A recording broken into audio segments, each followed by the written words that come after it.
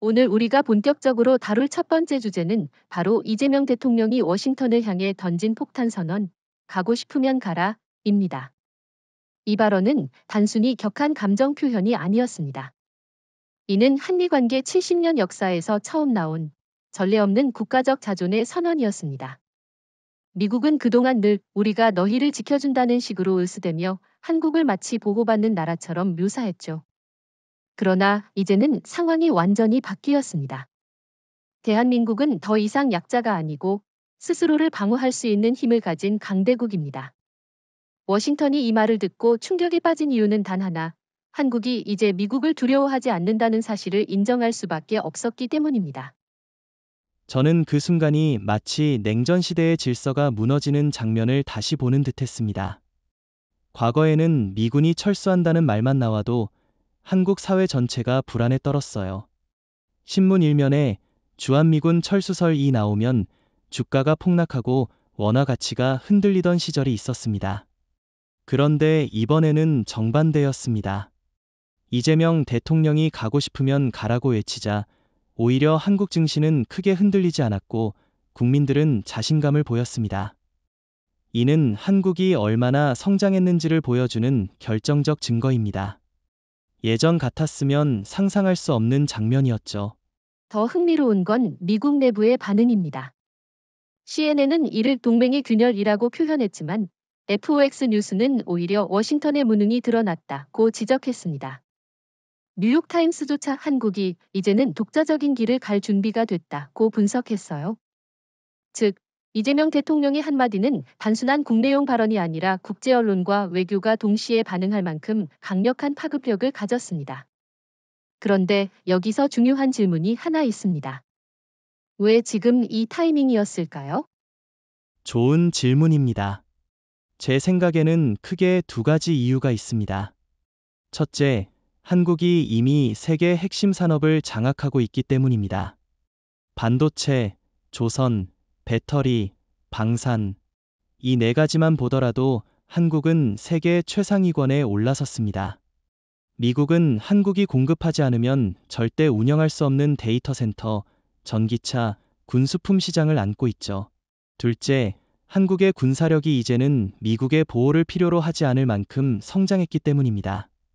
천궁3, L3, 현무5, SLBM까지 모두 국산화한 상황에서 미국의 패트리어트나 사드가 더 이상 절대적이지 않다는 겁니다. 그러니 이재명 대통령은 자신 있게 가라고 말할 수 있었던 것이죠. 여기서 저는 한 가지 반론을 제기하고 싶습니다. 물론 한국이 강해진 건 사실이지만 여전히 미국은 세계 최강의 군사력과 달러 패권을 쥐고 있습니다.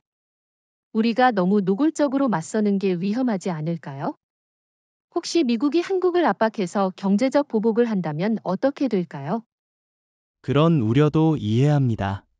하지만 역사를 돌이켜보면 약자가 강자에게 눈치를 보며 영원히 종속된 관계로 살 수는 없습니다. 미국이 방위비 분담금으로 요구한 1,000억 달러, 이것은 동맹국에게 할 짓이 아니라 협박이었습니다. 동맹이라면 대등해야 하는데 지금까지는 그렇지 않았어요. 만약 한국이 이번에도 강하게 나가지 않았다면 앞으로도 미국은 계속해서 한국을 압박했을 겁니다. 오히려 이번 발언은 우리가 더 이상 당하지 않겠다는 경고이자 균형을 바로잡는 신호였습니다. 그렇다면 결국 이번 선언은 위험을 감수할 가치가 있었다는 거군요. 실제로 한국 내부에서도 분위기가 달라졌습니다. 과거에는 미군이 철수하면 안 된다는 의견이 우세했지만 최근 여론조사에 따르면 국민의 60% 이상이 주한미군 철수에 대비할 수 있다고 답했습니다. 심지어 40대, 50대, 60대 이상의 세대에서도 자주국방을 지지하는 목소리가 높아지고 있어요. 국민이 이렇게 변했으니 대통령도 당당히 말할 수 있었던 것이죠. 그리고 이건 단지 국내용 메시지가 아니라 국제 무대 전체에 울려 퍼진 신호입니다. 중국의 시진핑은 이 발언을 보고 한국이 이제는 미국의 하위 파트너가 아니다 라는 걸 깨달았을 겁니다. 일본의 이시바 총리도 마찬가지죠. 일본은 여전히 스스로를 아시아의 중심이라고 주장하지만 실제로 중심은 이미 서울입니다. 러시아의 푸틴도 흥미롭게 지켜보고 있습니다. 그는 한국이 미국을 밀어내며 독자 노선을 간다면 이는 국제 질서에 커다란 균열을 만들 것이라고 생각할 겁니다. 1953년 정전협정 이후 주한미군이 들어와 한국 사회를 지배한 가장 강력한 서사는 바로 미국이 없으면 한국은 지켜지지 않는다는 것이었죠. 당시 한국은 전쟁 폐허에서 재건 중이었고 군사력도 빈약했기 때문에 미국의 군사적 존재가 분명히 필요했습니다.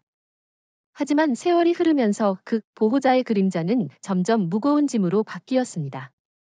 단순히 군사적 존재가 아니라 정치, 경제, 외교 모든 분야에서 미국의 이해관계를 우선시해야 하는 구속이 되었던 겁니다.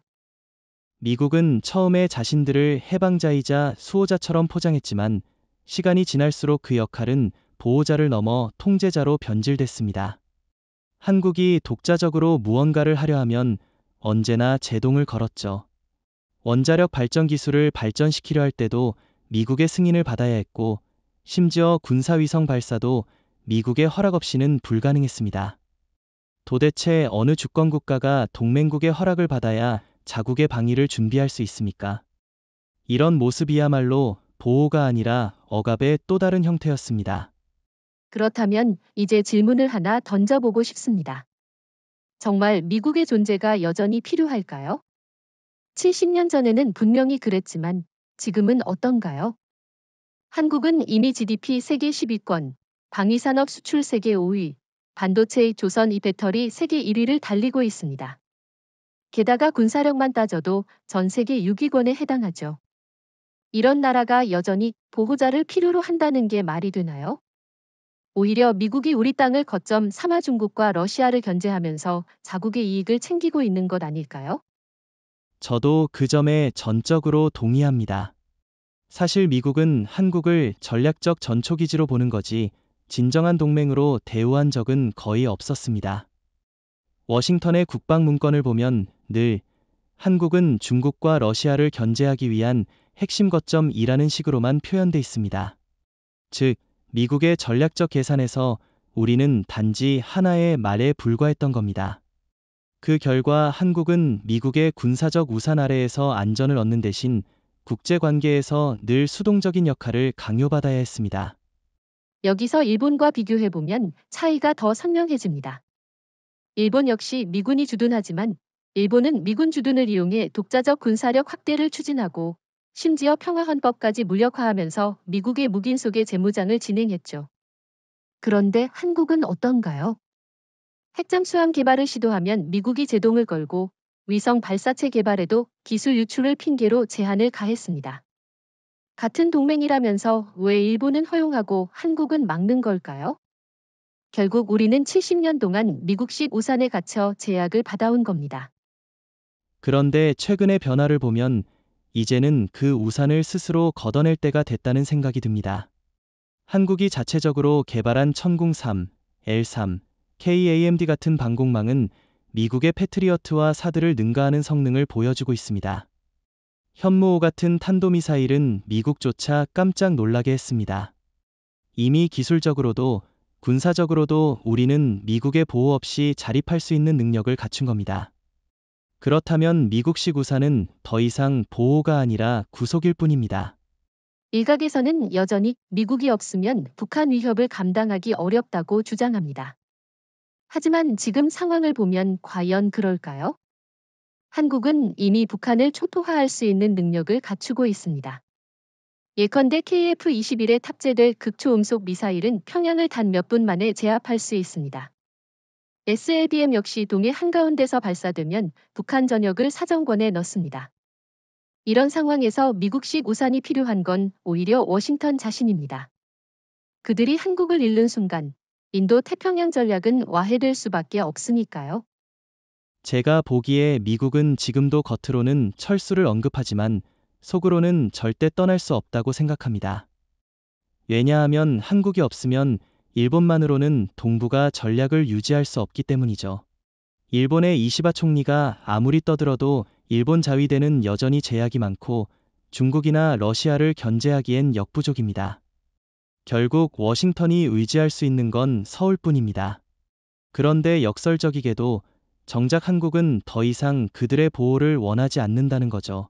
트럼프 대통령이 한국이 요구했던 그 어마어마한 방위비 분담금 1,000억 달러라는 숫자는 사실상 협상이라 부르기도 민망한 금액이었습니다. 그건 동맹국에 대한 합리적 요구가 아니라 조직폭력배가 상인에게 보호비를 내라고 협박하는 것과 다를 바가 없었습니다. 미국은 우리가 지켜주니 돈을 더 내라고 했지만 과연 그들이 말하는 보호가 진짜 보호였을까요? 오히려 한국은 이미 자국 방어 능력을 키워왔고 미군의 존재는 전략적 이익을 챙기려는 미국의 계산에 더 가까웠습니다. 정확히 말씀하셨습니다. 1,000억 달러 요구는 그야말로 동맹의 탈을 쓴 갈취였습니다. 트럼프 대통령은 선거 유세 때마다 한국이 미국을 공짜로 이용하고 있다고 주장했는데 사실은 정반대였습니다. 한국은 매년 수십억 달러를 이미 부담해왔고 기지 건설, 운영, 토지 제공까지 모두 한국 정부가 해주고 있었습니다. 게다가 미군이 주둔하면서 얻는 전략적 이익은 전부 미국 몫이었죠. 일본, 괌, 필리핀 대신 한국 땅에 자리 잡고 중국과 러시아를 압박할 수 있다는 것만으로도 미국은 이미 천문학적인 가치를 얻고 있는 겁니다. 그런데도 트럼프는 더 내놓으라며 협박을 일삼았던 것이죠. 그런데 여기서 묻고 싶은 게 있습니다. 왜 트럼프는 이렇게 노골적으로 돈을 들먹였을까요? 과거 미국 대통령들은 최소한 동맹의 가치라는 말을 했는데 그는 대놓고 장사꾼처럼 굴었잖아요. 그건 트럼프라는 인물이 미국 정치의 본질을 가감없이 드러냈기 때문입니다. 이전 대통령들도 결국은 미국의 이익을 최우선으로 했습니다. 다만 표현을 외교적으로 포장했을 뿐이죠. 트럼프는 포장을 걷어내고 노골적으로 돈 내라, 아니면 나간다 라고 말한 겁니다. 아이러니컬하게도 그의 거친 언행 덕분에 한국 사회가 드디어 깨닫게 된 것이 있습니다. 미국은 결코 무조건적인 동맹이 아니며 언제든 자국 이익을 위해 우리를 압박할 수 있다는 사실이죠. 그래서 저는 오히려 트럼프 시대가 한국에게 약이 됐다고 생각합니다. 만약 그가 그렇게 뻔뻔하게 요구하지 않았다면 한국은 여전히 미국에 기대며 동맹 신화를 믿었을지도 모릅니다. 하지만 1,000억 달러 협박은 우리 사회를 흔들어 깨운 일종의 충격 요법이었어요. 많은 국민이 분노했고 정치권도 더 이상 방위비 분담을 무조건 수용하지 않았습니다. 이재명 대통령이 가고 싶으면 가라고 외칠 수 있었던 배경에는 바로 이런 경험이 자리하고 있었습니다. 게다가 비교를 해보면 더 분명해집니다. 일본의 경우 미국에 막대한 방위비를 내고 있지만 동시에 미국의 기술 무기를 독점적으로 공급받으며 특혜를 챙기고 있습니다. 그러나 한국은 어떤가요? 방위비를 부담하면서도 늘 기술 이전은 거부당했고 핵잠수함, 이성, 심지어 탄도미사일 사거리 제한까지 수십 년간 족쇄를 차고 있었습니다. 같은 동맹국인데도 일본과 한국을 차별한 겁니다. 그러니 미국의 요구는 동맹을 위한 투자가 아니라 한국을 호구로 취급한 갈취였습니다. 맞습니다. 미국의 진짜 속내는 보호가 아니라 판매였어요. 안전을 마치 하나의 상품처럼 취급하며 돈을 내야만 안전을 주겠다고 했습니다. 이건 전형적인 보호비 장사입니다. 마피아가 우리 구역에서 장사하려면 돈을 내라고 협박하는 것과 다를 게 없습니다. 그런데 이제 한국은 그런 협박에 더 이상 굴복하지 않습니다. 이미 천궁3, L3 같은 무기를 자체 개발했고 미국산 무기 없이는 안 된다는 고정관념을 깨뜨렸습니다. 저는 여기서 중요한 포인트가 하나 더 있다고 봅니다. 바로 국민적 자각입니다. 과거에는 미군이 있으니 안심된다는 생각이 지배적이었는데 이제는 우리가 돈을 내면서까지 미국을 붙잡을 필요가 있느냐는 질문이 나오고 있습니다. 세금으로 운영되는 국방비를 미국의 갈취에 퍼줄 게 아니라 우리 자체 국방력 강화에 쓰자는 목소리가 커지고 있죠. 이는 단순한 여론의 변화가 아니라 국가 전략의 전환을 가능케 하는 배경입니다. 사실 한국이 미국의 방위 논리에 묶여 살아온 지난 70년을 돌아보면 치욕적인 순간들이 한두 번이 아니었습니다. 대표적으로 2019년 트럼프가 노골적으로 방위비 50억 달러를 요구했을 때 한국 사회 전체가 분노로 들끓었지만 정부는 애매한 태도를 취해야 했습니다. 미국 대통령이 동맹국 대통령을 대놓고 무임승차자라며 공개적으로 비난하는 장면은 국민 자존심을 무너뜨렸죠. 그런데 그 굴욕이 결국 오늘의 각성을 이끌어낸 씨앗이 되었습니다. 한국은 더 이상 동맹의 이름으로 모욕을 참지 않는 나라가 되었고 스스로를 방어할 수 있다는 자신감을 군사력과 산업력으로 증명해냈습니다. 당시 많은 국민이 우리가 이렇게까지 당하면서도 미국에 매달려야 하나? 라는 근본적인 질문을 던졌습니다. 그리고 답은 분명했죠. 우리가 자립할 수 있는 힘을 기르면 더 이상 이런 수모를 겪지 않아도 된다는 것이었습니다. 그래서 이후 정부는 방위산업에 과감히 투자했고 그 결과 천궁-3, L-3, 현무-5, SLBM 같은 전략무기가 등장했습니다. 이건 단순한 무기 개발이 아니라 국가적 각성의 결과물입니다. 이제 한국은 보호받는 나라가 아니라 자기 운명을 스스로 개척하는 나라가 되었습니다. 여기서 저는 조금 더 깊이 들어가고 싶습니다. 굴욕이라는 건 단순히 감정적인 문제가 아니라 국가 전략을 바꿔버리는 계기가 됩니다. 예컨대 조지아주 사건에서 300명의 한국 엔지니어들이 미국에서 무더기로 구금된 일은 충격 그 자체였습니다. 미국이 동맹국 국민을 마치 범죄자 취급하며 잡아들였다는 건 외교적 모욕이었고 동시에 우리는 더 이상 미국을 믿을 수 없다는 깨달음을 주었습니다. 그 이후 한국 대기업들은 미국에 대한 투자를 재검토하고 동남아와 유럽으로 눈을 돌리기 시작했습니다. 이런 움직임은 결국 미국 의존도를 줄이고 한국의 독자 노선을 강화하는 계기가 되었습니다. 그 사례는 정말 중요한 포인트입니다. 미국이 한국을 진정한 동맹으로 대하지 않고 언제든 자신의 정치적 목적을 위해 희생양으로 삼을 수 있다는 사실이 드러난 거죠. 그런데 그 모욕은 역설적으로 우리 사회를 단단하게 만들었습니다. 이제 한국은 언제까지 보호받을 수 있을까? 라는 두려움 대신 우리가 직접 지켜야 한다는 결심을 선택했습니다. 실제로 국방 예산은 사상 최대 규모로 늘어났고 방위산업은 세계 5대 수출 강국으로 도약했습니다. 그 과정에서 일본과 중국을 단숨에 추월했죠. 일본은 여전히 미국의 허락 없이는 제대로 된 무기조차 만들지 못합니다. 중국은 국방비를 천문학적으로 쓰지만 기술적 독립성에서는 한국에 뒤처져 있습니다. 반면 한국은 굴욕의 역사를 발판 삼화기술과 독자 전략을 만들어냈습니다. 과거 미국이 미사일 사거리 제한을 강요했을 때 우리는 울며 겨자 먹기로 받아들였지만 지금은 그 족쇄를 완전히 끊어냈습니다. 사거리가 300km에서 800km로 이제는 수천 킬로미터까지 확장되며 한반도를 넘어 세계 전략 무기 체계를 갖추게 된 겁니다. 이건 미국이 아닌 한국 자신의 힘으로 만들어낸 성취입니다. 저는 여기서 또 하나의 상징적인 장면을 떠올립니다.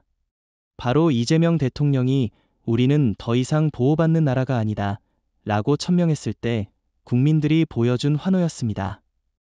이는 단순한 정치적 발언이 아니라 국민적 각성의 반영이었습니다. 과거에는 미국 대통령의 말 한마디에 한국 사회가 눈치를 보았다면 이제는 한국 대통령의 말 한마디에 워싱턴이 눈치를 보는 상황으로 뒤바뀌었습니다. 이건 엄청난 변화죠. 이 숫자는 대한민국의 현역과 예비군을 합친 규모를 의미합니다. 현역 병력 약 50만, 그리고 예비군 210만 명이 결합해 총 260만이라는 막대한 병력풀을 보유하고 있는 나라가 과연 누구의 보호를 필요로 할까요? 사실 이건 단순한 숫자의 문제가 아닙니다. 한국은 인구 대비 병력 동원 속도, 훈련 수준, 그리고 군사 장비 현대화 측면에서 세계에서도 손꼽히는 능력을 갖췄습니다. 전 세계에서 하루 만에 수백만 병력을 동시에 소집하고 배치할 수 있는 나라는 몇 되지 않습니다. 미국조차 자국 본토에서 그런 규모를 당장 소집하기는 어렵습니다. 그런데 한국은 가능하다는 것이죠. 우리나라의 예비군 제도는 세계적으로 유례를 찾기 힘든 독특한 시스템입니다.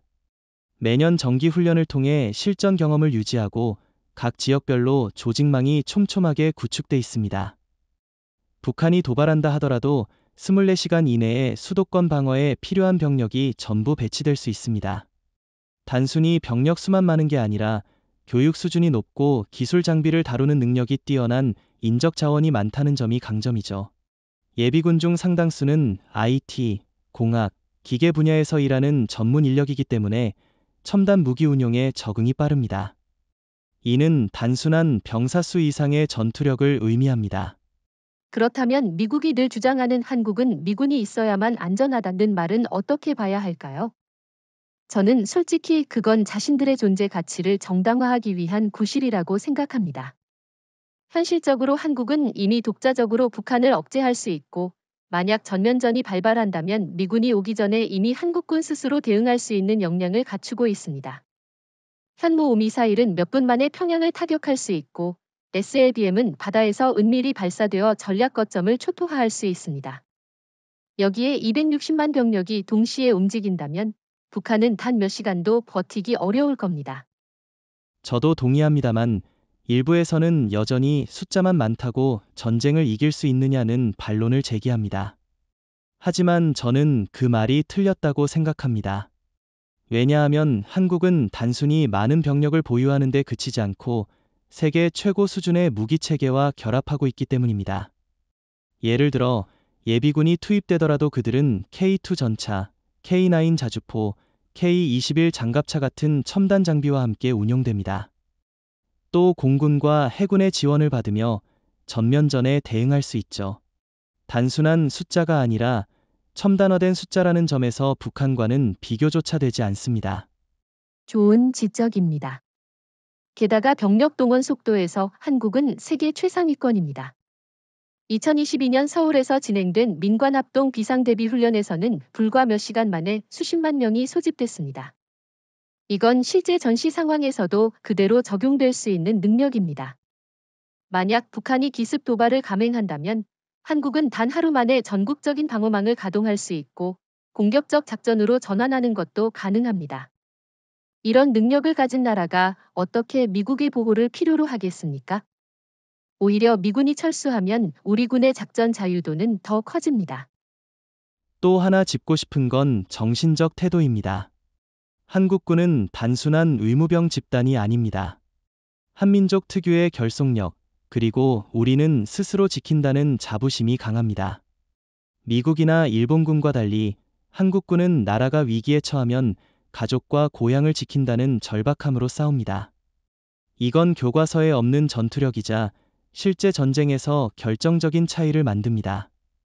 역사를 보면 임진왜란, 25전쟁 모두 한국은 수많은 위기를 맞았지만 끝내 살아남아 국가를 지켜냈습니다. 지금은 그때와 비교도 할 수 없을 만큼 강력한 힘을 가진 상태죠. 불과 10년 전만 해도 한국의 방공체계는 미국산 무기에 상당 부분 의존하고 있었습니다. 패트리어트, 사드, 그리고 일부 레이더 체계까지 모두 미국의 승인을 받아야 도입할 수 있었죠. 당시 미국은 늘 북한의 위협을 막아주기 위해 필요하다는 논리를 내세웠습니다. 그러나 실상은 달랐습니다.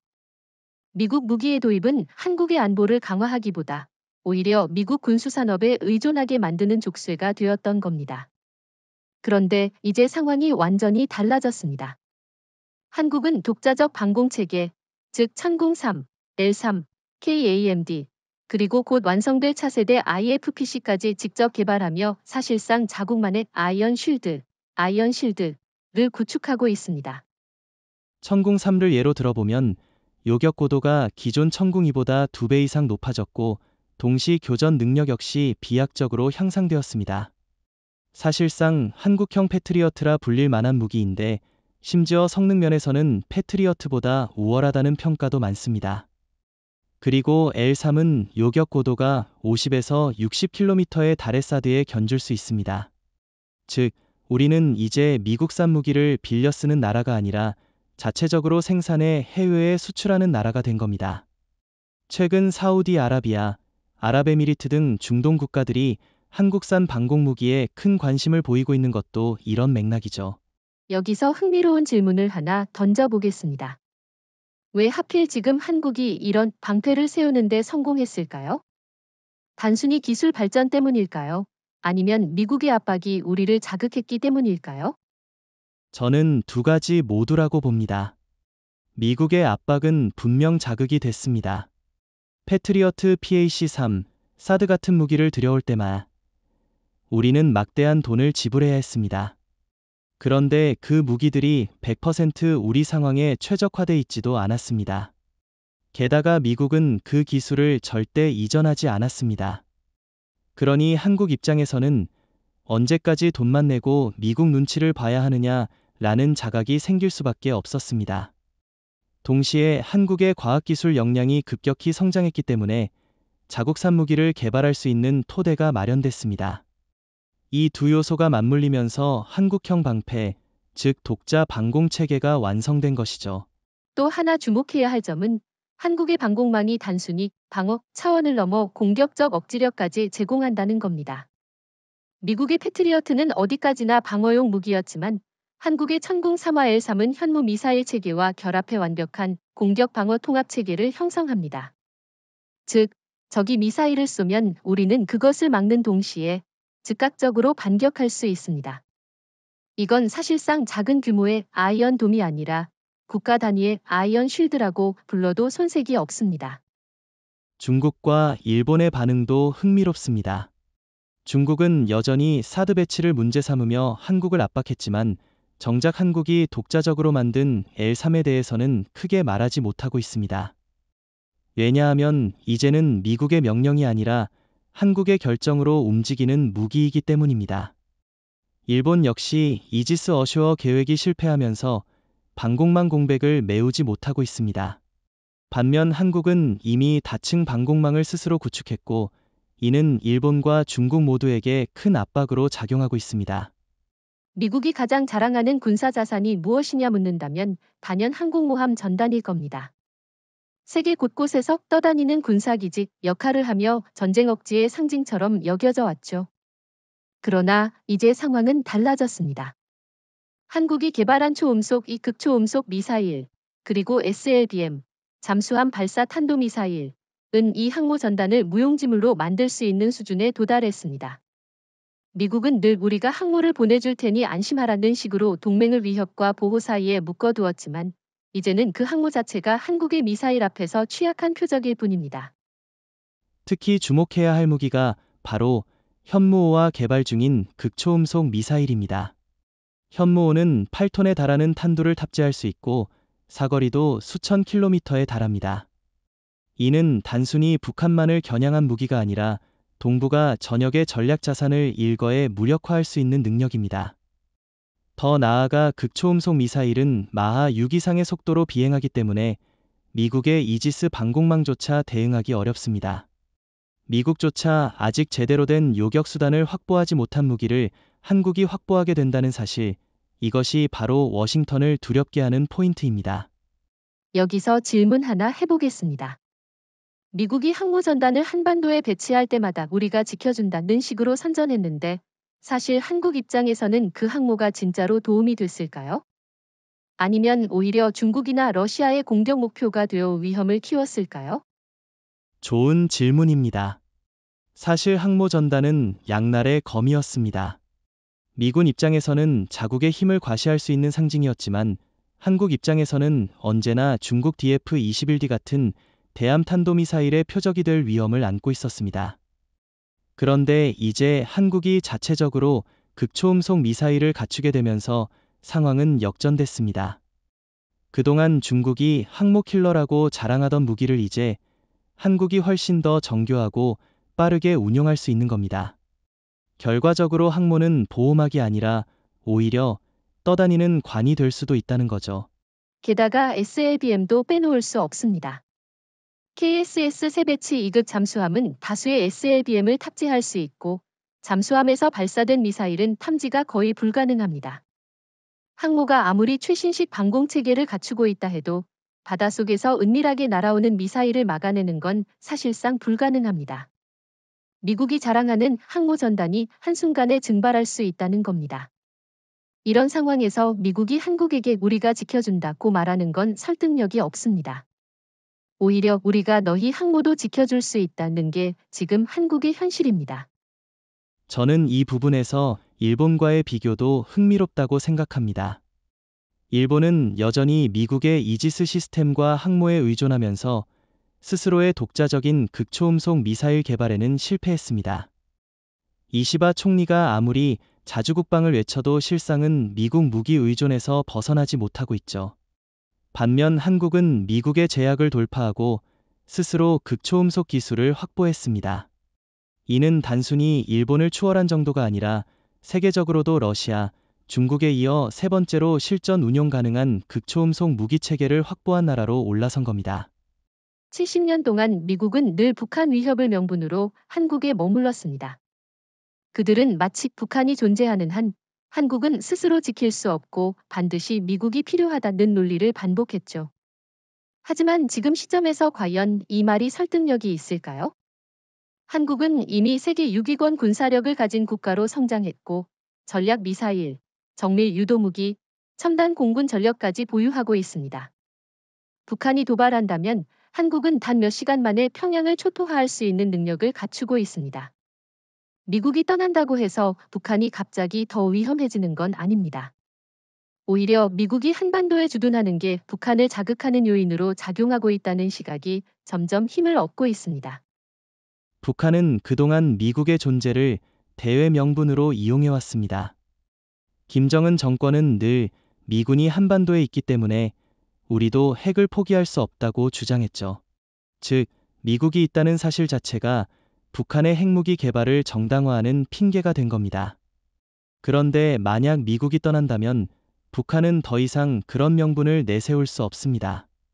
한국이 독자적으로 군사력을 유지하는 상황에서 북한은 단순히 남한과의 군사 균형만 신경 써야 하는데 이는 사실상 불가능한 게임입니다.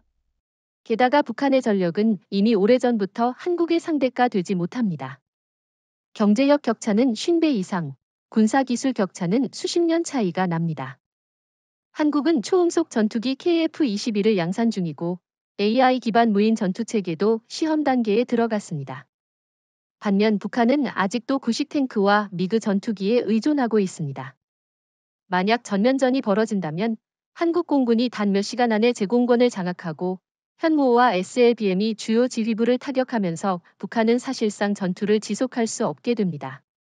미국이 개입하지 않아도 결과는 뻔합니다. 그럼에도 불구하고 미국은 여전히 북한 위협을 이유로 주한미군을 정당화합니다. 하지만 솔직히 말해 그건 북한 때문이 아니라 중국과 러시아 때문 아닐까요? 한반도에 미군이 주둔해야 미국이 동북아 전체를 장악할 수 있으니까요. 북한을 핑계로 내세우지만 실제 목적은 한국을 거점으로 중국을 압박하고 러시아를 견제하려는 겁니다. 저는 이게야말로 진짜 문제라고 생각합니다. 미국이 떠나면 오히려 북한 문제는 더 단순해질 수 있습니다.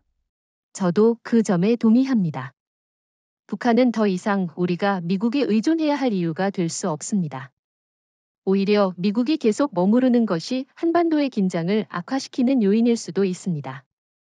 예를 들어 북한은 미군 기지를 선제 타격 목표 1순위로 삼고 있습니다.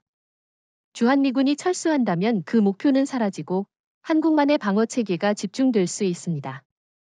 이는 오히려 억지력을 강화시키는 효과를 가져옵니다. 또 하나 강조하고 싶은 점은 한국 사회의 인식 변화입니다. 예전에는 북한이 있으니 미군이 있어야 한다. 는 말이 당연하게 여겨졌습니다. 하지만 이제는 북한이 있으니 오히려 우리가 자립해야 한다는 목소리가 커지고 있습니다. 특히 40대 이상 세대에서도 이런 생각이 빠르게 확산되고 있습니다. 전쟁 세대가 아니라 평화 세대를 살아온 국민들이지만 그만큼 자부심과 자신감이 생긴 겁니다. 한국의 힘을 직접 체감하고 있기 때문이죠. 오랫동안 미국은 주한미군 철수라는 카드를 협상 무기로 사용해왔습니다. 마치 한국이 미군 없이는 불안에 떨 것처럼 위협했죠. 하지만 최근 흐름을 보면 정반대입니다. 실제로 미군이 철수한다면 당황할 쪽은 한국이 아니라 미국입니다. 왜냐하면 주한미군은 단순히 한국을 지키는 병력이 아니라 미국이 동북아 전체를 지배하기 위해 깔아둔 발판이기 때문입니다. 만약 이 발판이 사라진다면 미국의 인도 태평양 전략 자체가 무너집니다. 미국의 국방 문건을 보면 늘 한국은 중국과 러시아를 동시에 견제할 수 있는 최적의 거점이라고 표현돼 있습니다. 즉, 미군 철수는 단순히 한반도의 문제가 아니라 미국 전체 전략의 붕괴를 의미합니다. 예컨대 주한미군 기지에는 첨단 레이더, 통신 장비, 미사일 탐지 체계가 집중돼 있는데 이건 사실 한국을 위해서라기보다 미 본토와 일본, 괌까지 연결되는 감시망 역할을 하고 있습니다. 만약 이 시설들이 철수한다면 워싱턴은 순식간에 동북아에서 눈과 귀를 잃게 되는 셈이죠. 게다가 물류와 보급망 차원에서도 미국은 한국을 절대 포기할 수 없습니다. 인천과 부산 항만, 그리고 세계 최고 수준의 공항과 도로 인프라는 미군에게 전략적 보물과도 같은 자산입니다. 이 네트워크가 끊기는 순간 미국은 일본만으로는 전쟁 수행 능력을 유지하기 어렵습니다. 일본의 항만과 도로는 노후화돼 있고 사회적 반발도 심합니다. 하지만 한국은 이미 세계적 수준의 산업 기반을 가지고 있기 때문에 미군이 이곳을 떠나면 워싱턴이 진짜로 흔들리게 됩니다. 여기에 또 하나 중요한 점이 있습니다. 미군 철수가 현실화되면 중국과 러시아가 웃을 거라고 생각하기 쉽지만 사실 정반대입니다.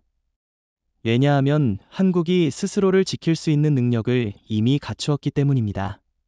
미국이 떠난다고 해서 한국의 군사력이 줄어드는 게 아니죠. 오히려 한국은 더 자유롭게 현무육 같은 전략무기, 독자 핵잠수함 개발의 속도를 낼 수 있습니다. 이는 중국과 러시아에게 오히려 더 큰 위협이 됩니다. 결국 미국이 빠지면 가장 크게 당황하는 건 워싱턴 자신이라는 겁니다. 좋은 지적입니다.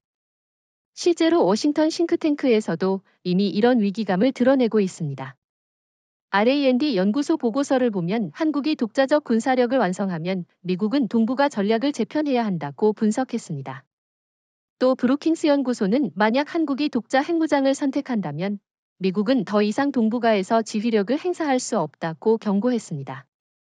즉, 미국은 한국이 자립하는 순간부터 이미 동북아 주도권을 잃는다는 걸 알고 있습니다.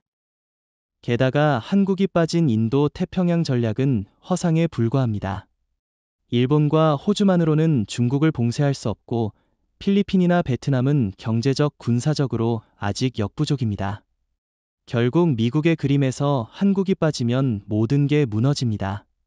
다시 말해, 한국은 미국이 반드시 붙잡아야 하는 핵심 축이고 미군 철수는 워싱턴의 악몽과도 같은 시나리오입니다. 냉전 시대부터 미국은 한국을 항상 전초기지로 묘사했습니다. 즉, 소련과 중국을 막아내기 위한 최전방, 일종의 방패막이라는 이미지였죠. 그런데 이 프레임은 한국을 늘 희생양처럼 만들었습니다. 미국의 전략을 위해 존재하는 나라, 미국이 지켜주니 살아남는 나라라는 인식 말입니다. 하지만 이제는 판이 완전히 뒤집혔습니다. 한국은 더 이상 누군가의 전초기지가 아니라 동북아 전략 전체를 좌우하는 축의 중심으로 자리 잡았습니다. 워싱턴, 베이징, 도쿄, 모스크바 어느 쪽에서도 한국을 빼고는 계산을 할 수 없는 상황이 된 겁니다. 예전에는 한국이 단순히 미-중 일러 사이에 끼어 있는 작은 나라처럼 보였지만 지금은 정반대입니다. 미국의 인도 태평양 전략도 중국의 1대1로 구상도 일본의 자유롭고 열린 아시아 태평양 전략도 결국 한국을 축으로 삼지 않으면 성립하지 않습니다. 반도체, 배터리, 조선, 방위산업까지 전 세계 공급망을 움직이는 힘이 서울에 집중돼 있기 때문이죠. 더구나 군사력에서도 한국은 방패 역할을 넘어 전략적 스위치를 쥐고 있습니다. 한국이 어느 쪽을 선택하느냐에 따라 동북아의 균형이 완전히 달라지는 겁니다. 저는 여기서 질문을 하나 던지고 싶습니다. 만약 미국이 한국을 단순한 전초기지로만 본다면 왜 지금까지 그렇게 한국에 집착했을까요? 단순히 북한 때문일까요? 아니죠. 그건 바로 한국이 이미 중심이 되어버렸다는 걸 미국 스스로도 알고 있기 때문입니다. 미국은 겉으로는 한국은 전초기지라고 말했지만 속으로는 한국 없이는 전략이 붕괴한다는 걸 누구보다 잘 알고 있었던 겁니다. 좋은 지적입니다. 실제로 최근 워싱턴 싱크탱크 보고서를 보면 한국을 린치핀, 즉 축을 연결하는 가장 중요한 핀으로 묘사합니다. 이건 단순한 수사가 아닙니다. 한국이 빠지면 인도 태평양 전략은 껍데기만 남고 경제적 봉쇄도 군사적 억지도 다 무너진다는 의미죠. 그래서 미국은 철수 운운하면서도 실제로는 떠날 수 없습니다. 오히려 그들의 전략이 한국에 달려있기 때문에 이제는 우리가 선택권을 가진 겁니다. 중국과 일본을 보아도 마찬가지입니다. 시진핑은 한국을 흔들어 미국 동맹망을 무너뜨리려 했지만 한국이 독자적 행보를 강화하면서 오히려 중국이 고립되고 있습니다. 일본의 이시바 총리는 여전히 일본이 아시아의 중심이라고 외치지만 정작 글로벌 공급망과 군사 협력의 중심은 서울로 이동했습니다. 유럽조차 한국과 직접적인 군사, 기술 협력을 강화하고 있지 않습니까? K2 전차, K9 자주포, 천국 미사일이 NATO 국가로 수출되는 현실이 바로 그 증거입니다. 산업과 군사에서 동시에 중심으로 떠오른 국가는 세계적으로 드뭅니다. 독일이 산업 중심이긴 하지만 군사력은 제한적이고 미국은 군사 중심이지만 제조업 경쟁력은 한국에 밀리고 있습니다. 그러나 한국은 두 축을 모두 잡았습니다. 세계 최고 수준의 반도체와 조선업을 기반으로 경제를 주도하면서 동시에 초음속 미사일, SLBM, KF-21 같은 무기를 앞세워 군사 패권에도 도전하고 있습니다. 이건 더 이상 전초기지가 아니라 글로벌 질서를 다시 짜는 중심축이라는 말 이외에는 설명할 길이 없습니다. 과거 국제 질서에서 한국은 언제나 체스판 위에 말에 불과했습니다. 강대국이 움직이라고 하면 움직이고 멈추라고 하면 멈추는 수동적인 위치였죠. 특히 미국은 늘 한국을 보호받는 대상으로 취급하며 전략적 설계에서 한국을 도구적으로만 활용했습니다. 그러나 이제는 상황이 근본적으로 달라졌습니다. 한국은 더 이상 상대방의 지시에 따라 움직이는 말이 아니라 전략을 설계하고 주도하는 장군이 되었습니다. 서울은 스스로 전략을 짜고 국제사회에서 다른 국가들이 따를 수밖에 없는 결정을 내리는 위치에 오른 겁니다. 그 상징적인 사례가 바로 최근 이재명 대통령의 발언이었습니다. 가고 싶으면 가라는 그 한마디는 단순한 외교적 도발이 아니었습니다. 그것은 한국이 이제 기물 전체를 지휘할 수 있는 장군의 위치에 있다는 선언이었습니다. 미국은 지금까지 한반도 문제를 자신들의 전략 하위 항목으로만 다뤘지만 이제는 한국의 결정을 존중하지 않으면 어떤 계획도 실행할 수 없게 되었습니다. 예를 들어 인도-태평양 전략에서 한국의 동의 없이는 중국 견제가 불가능하고 NATO의 아시아 확장 논의에서도 한국의 참여 없이는 그림이 성립하지 않습니다. 한국의 위상은 이제 군사, 경제, 외교 세 축에서 동시에 장군의 자리에 올라섰습니다. 군사적으로는 현무육, SLBM, KF-21, 천궁3 같은 첨단 무기들이 이미 미국의 눈치를 보지 않고도 독자적으로 운용될 수 있는 단계에 도달했습니다. 경제적으로는 반도체와 배터리, 조선업을 통해 세계 공급망의 중심이 되었고 외교적으로는 한국이 어느 쪽에 서느냐에 따라 미, 중, 일러의 전략이 달라집니다. 즉, 한국은 단순히 자기 방어를 넘어 다른 나라들의 전략을 조율하는 위치까지 올라선 겁니다. 일본과 비교해보면 이 차이는 더 선명해집니다. 일본의 이시바 총리는 여전히 자유롭고 열린 아시아를 외치지만 일본은 결국 미국이 짜놓은 판 위에서 움직일 뿐입니다. 자위대의 군사작전은 워싱턴의 승인 없이는 불가능하고 경제적으로도 반도체 배터리에서 한국에 밀렸습니다. 반면 한국은 더 이상 미국의 허락을 기다리지 않고 오히려 미국이 한국의 결정을 기다리는 상황이 되었습니다. 이건 과거에는 상상할 수 없던 역전 현상입니다. 중국 역시 마찬가지입니다.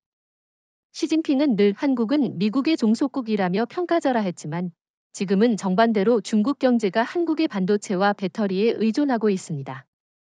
만약 한국이 수출을 제한한다면 중국의 AI 산업과 전기차 산업은 멈춰 서게 됩니다.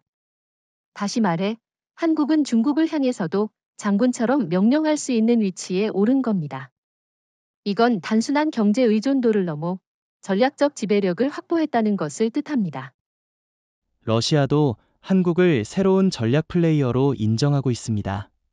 푸틴 대통령은 최근 한국은 더 이상 단순한 동맹국이 아니라 세계 전략을 좌우할 수 있는 변수라고 평가했습니다. 실제로 한국이 유럽에 K2 전차, K9 자주포, 천궁 미사일을 공급하면서 러시아산 무기의 입지가 크게 줄었습니다. 즉, 한국은 전통적인 무기 수입국에서 수출국으로, 졸개에서 장군으로 변모한 겁니다. 미국은 늘 한국에서 미군을 철수할 수 있다고 위협해왔습니다. 그러나 아이러니컬하게도 최근 미국은 오히려 최신 방공체계 IFPC, 인더렉트 파이어 프로텍션 케이퍼빌러티를 한국에 배치했습니다. 겉으로는 떠난다고 하면서 실제로는 더 깊숙이 들어오는 이 모순. 이게 바로 미국 전략의 민낯을 보여주는 장면입니다. 철수할 수 있다면 왜 최첨단 장비를 굳이 들여왔을까요? 답은 간단합니다. 미국은 떠날 수 없기 때문입니다. 한국이 없으면 워싱턴의 아시아 전략은 무너지고 미군이 없으면 한국도 흔들릴 거라는 착각을 유지하려는 의도에서 이런 양면 전략을 쓰고 있는 겁니다. IFPC는 미국이 자랑하는 최신 방공체계 중 하나로 단거리, 중거리 탄도탄, 순항미사일, 심지어 드론까지 요격할 수 있는 차세대 무기입니다. 그런데 이 장비를 굳이 한국에 배치했다는 건 워싱턴 스스로 한국을 떠날 수 없음을 증명한 셈입니다. 더구나 미국은 IFPC를 동맹국에 쉽게 넘기지 않는 편인데 한국에는 예외를 적용했습니다. 이건 미국이 한국을 단순한 동맹이 아니라 사실상 자국 전략의 중심으로 보고 있다는 반증입니다. 그렇다면 앞에서는 철수 운운하면서 뒤로는 왜 이렇게 집착할까요? 바로 한국 없이는 동북아 전략 자체가 무너진다는 걸 누구보다 잘 알기 때문입니다. 그런데 저는 여기서 한 가지 의문이 듭니다. 정말 IFPC 배치가 한국 안보에 도움이 되는 걸까요? 아니면 오히려 한국을 미중 갈등의 최전선으로 몰아넣는 장치일까요? 좋은 질문입니다. 사실 IFPC가 들어온다고 해서 한국이 갑자기 더 안전해지는 건 아닙니다.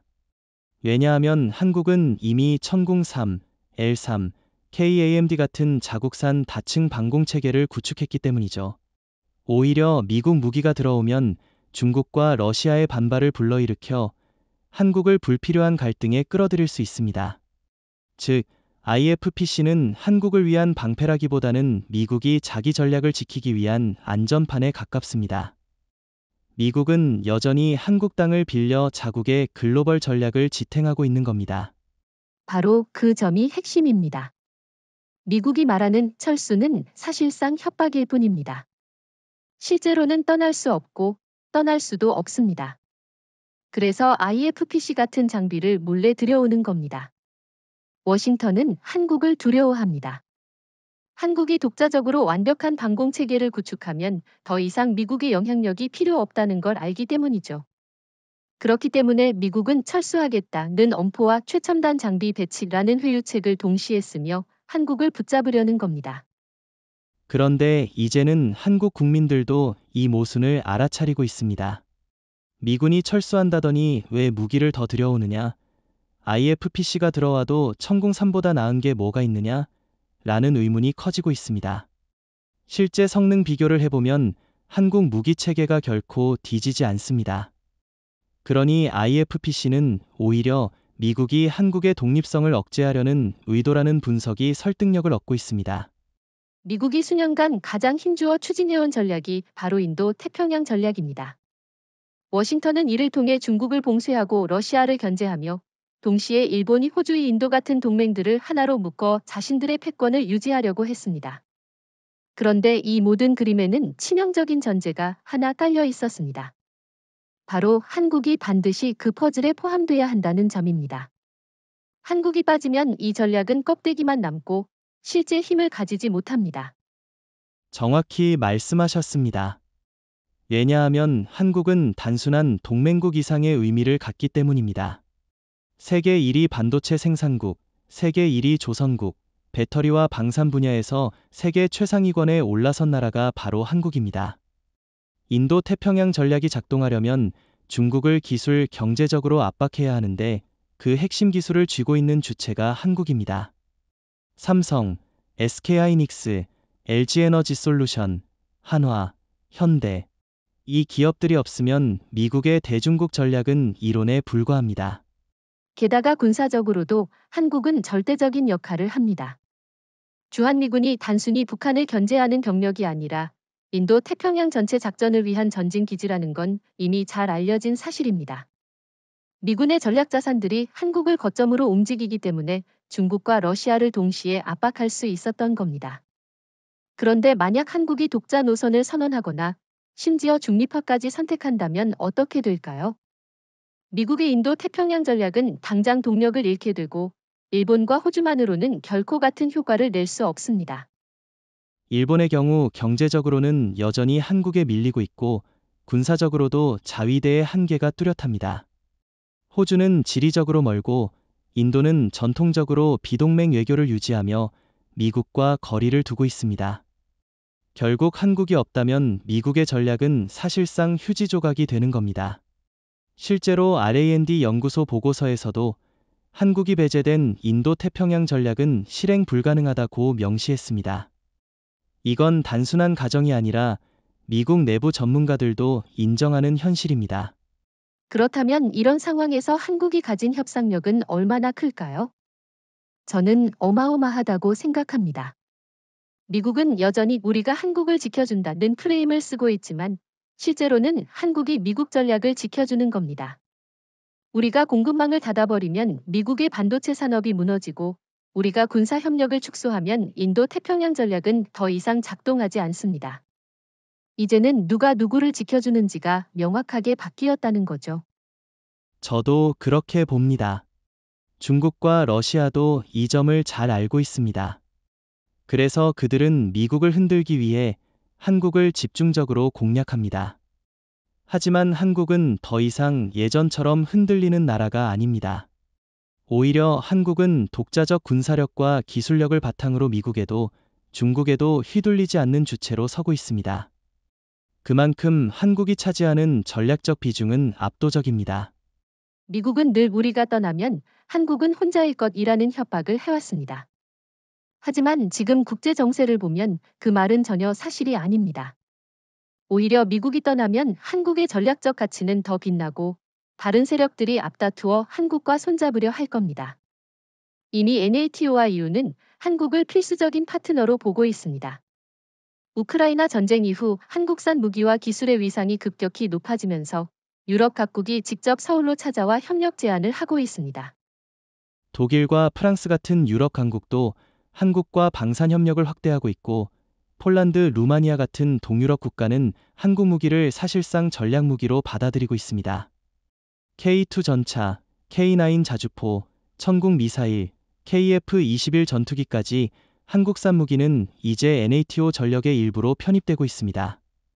미국이 철수한다고 해서 공백이 생기는 게 아니라 오히려 NATO와 EU가 한국을 중심으로 새로운 질서를 짜려 하고 있는 겁니다. 저는 여기서 흥미로운 질문을 던지고 싶습니다. 만약 미국이 철수한다면 정말로 한국이 외롭게 남을까요? 아니면 유럽, 중동, 아세안 국가들이 오히려 더 가까이 다가올까요? 답은 명확합니다. 한국은 절대 외롭지 않습니다.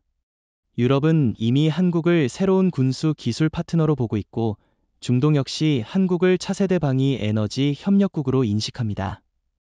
UAE, 사우디아라비아, 카타르 같은 국가는 한국의 방산과 원자력 기술에 거대한 투자를 하고 있죠. 게다가 아세안 국가들도 KF-21 전투기와 KSS-3 잠수함을 구매하려고 줄을 서고 있습니다. 이런 상황에서 미국이 떠난다 해도 한국은 세계의 중심 무대가 될 수밖에 없습니다. 그렇습니다. 일본과 비교해보면 더 선명해집니다. 일본은 아직도 미국의 군사보호 없이는 제대로 된 자주방위를 하지 못합니다. 그래서 만약 미국이 일본에서 철수한다면 도쿄는 곧바로 전략적 공백에 빠질 겁니다. 하지만 한국은 정반대입니다. 미국이 떠나면 오히려 더 많은 파트너가 한국을 찾게 됩니다. 그 이유는 단순합니다. 한국은 이미 스스로 지킬 힘을 갖췄고 동시에 세계가 필요로 하는 첨단 기술과 무기를 보유하고 있기 때문입니다. 게다가 유럽은 미국에 점점 피로감을 느끼고 있습니다. 트럼프 대통령이 우리는 더 이상 유럽을 지켜주지 않겠다고 말했을 때 유럽 국가들은 크게 충격을 받았습니다. 그래서 그들은 미국 의존을 줄이고 새로운 파트너를 찾기 시작했는데 그 대상이 바로 한국입니다. 한국은 미국처럼 일방적이지 않고 일본처럼 제한적이지도 않습니다. 기술과 산업, 군사력을 동시에 갖춘 몇 안 되는 신뢰할 수 있는 파트너이기 때문에 유럽은 미국이 아니라 한국을 바라보고 있습니다. 사실 이 말은 단순한 구호가 아닙니다. 한국은 지난 70년 동안 보호받는 나라라는 굴레 속에서 살아왔습니다. 하지만 이제 그 굴레를 스스로 찢어버리고 절대 자위, 즉 완전한 자주 국방의 시대를 열고 있습니다. 핵심은 간단합니다. 더 이상 외부에 의존하지 않고 오히려 외부가 한국을 의존하도록 만드는 전략적 전환입니다. 군사력, 경제력, 외교력 모두에서 한국은 새로운 룰을 쓰고 있습니다. 미국식, 우산이나 중국식 강압에 흔들리지 않고 한국만의 법칙으로 국제 질서를 다시 설계하는 겁니다. 지금 한국은 절대 자위라는 말에 걸맞은 군사력을 확보하고 있습니다. 천공3화 L3 같은 방공망은 이미 세계 최상위 수준이고 현무5와 SLBM은 전략적 억지력을 완성했습니다. KF-21 전투기, K2 전차, K9 자주포 같은 무기는 단순히 국산 무기가 아니라 글로벌 스탠더드로 자리 잡고 있습니다. 미국이 철수하더라도 일본이나 중국이 도발하더라도 한국은 충분히 스스로를 지킬 수 있습니다. 이건 단순한 방어가 아니라 어떤 강대국도 한국을 함부로 대하지 못하게 만드는 절대 방패입니다. 그리고 절대 자위는 군사력만이 아닙니다. 경제력에서도 한국은 이미 세계 규칙을 새로 쓰고 있습니다. 반도체 배터리 조선 분야에서 한국은 사실상 국제시장의 가격 결정자 역할을 하고 있습니다.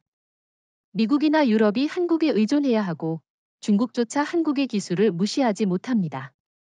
이런 힘이 바로 외교와 안보에서도 작동하는 거죠. 과거에는 우리가 미국의 결정을 따라야 했다면 이제는 미국이 한국의 결정을 따라야 하는 상황이 됐습니다. 이것이야말로 절대 자위의 경제적 버전이라고 할 수 있습니다. 여기에 국민적 자부심도 빼놓을 수 없습니다. 한때 한국은 늘 강대국 틈바구니에서 불안해하며 외세의 보호를 당연시했습니다. 하지만 지금은 완전히 달라졌습니다. 국민 다수가 우리는 스스로 지킬 수 있다는 자신감을 가지고 있고 실제로 정부와 군이 그 자신감을 뒷받침하고 있습니다. 이재명 대통령이 가고 싶으면 가라고 외칠 수 있었던 건 단순히 정치적 발언이 아니라 이런 국민적 각성과 자신감이 바탕이 된 겁니다. 중국과 일본의 반응을 보면 이 변화가 더 분명해집니다. 시진핑은 한국이 여전히 미국 우산에 의존한다고 생각했지만 지금은 정반대입니다. 한국은 독자적으로 SLBM을 개발했고 심지어 원자력 기술과 위성망까지 독립적으로 운영하고 있습니다. 일본 역시 이시바 총리가 자위대를 강화한다고 하지만 미국 없이는 한 발짝도 못 움직입니다. 반면 한국은 미국이 없어도 자위할 수 있는 능력을 가졌습니다. 이 차이가 바로 절대 자위의 본질입니다.